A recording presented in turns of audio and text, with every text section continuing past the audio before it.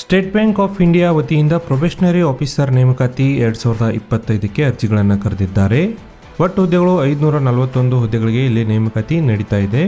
ಈ ಹುದ್ದೆಗಳಿಗೆ ಅರ್ಜಿ ಸಲ್ಲಿಸಬೇಕಾದ್ರೆ ವಿದ್ಯಾರ್ಥಿ ನೋಡಿ ಅಭ್ಯರ್ಥಿಗಳು ಸರ್ಕಾರಿ ಮಾನ್ಯತೆ ಪಡೆದ ವಿಶ್ವವಿದ್ಯಾಲಯದಿಂದ ಯಾವುದೇ ವಿಭಾಗದಲ್ಲಿ ಪದವಿಯಲ್ಲಿ ಪಾಸಾದವರು ಮತ್ತು ಅಂತಿಮ ವರ್ಷದಲ್ಲಿ ಕಲಿಯುತ್ತಿರುವ ಅಭ್ಯರ್ಥಿಗಳು ಇಬ್ಬರು ಈ ಹುದ್ದೆಗಳಿಗೆ ಅರ್ಜಿಗಳನ್ನು ಸಲ್ಲಿಸಬಹುದು.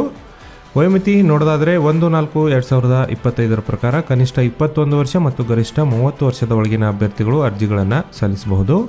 ಮತ್ತು OBC SC/ST ಅಭ್ಯರ್ಥಿಗಳಿಗೆ ಇಲ್ಲಿ ವಯೋಮಿತಿ ಸಡಿಲಿಕೆಯನ್ನು ಕೊಟ್ಟಿದ್ದಾರೆ. ಅರ್ಜಿ ಶುಲ್ಕ ನೋಡಿ, ಸಾಮಾನ್ಯ ಹಾಗೂ OBC ಮತ್ತು EWS ಕ್ಯಾಟಗರಿಯಲ್ಲಿ ಅರ್ಜಿ ಸಲ್ಲಿಸುವವರಿಗೆ ₹750 ಮತ್ತು SC/ST ವಿಕಲಚೇತನ ಅಭ್ಯರ್ಥಿಗಳಿಗೆ ಅರ್ಜಿ ಶುಲ್ಕವಿರುವುದಿಲ್ಲ. ಇಂಪಾರ್ಟೆಂಟ್ ಡೇಟ್ಸ್ ನೋಡಿ, ಅರ್ಜಿಗಳು 24 ಜೂನ್ 2025ರಿಂದ ಆನ್ಲೈನ್ ಮೂಲಕ ಅರ್ಜಿಗಳನ್ನು ನೀವು ಸಲ್ಲಿಸಬಹುದು ಮತ್ತು ಅರ್ಜಿ ಸಲ್ಲಿಸಲು ಕೊನೆಯ ದಿನಾಂಕ 14 ಜೂನ್ 2025 ಕೊನೆಯ ದಿನಾಂಕವಾಗಿರುತ್ತದೆ.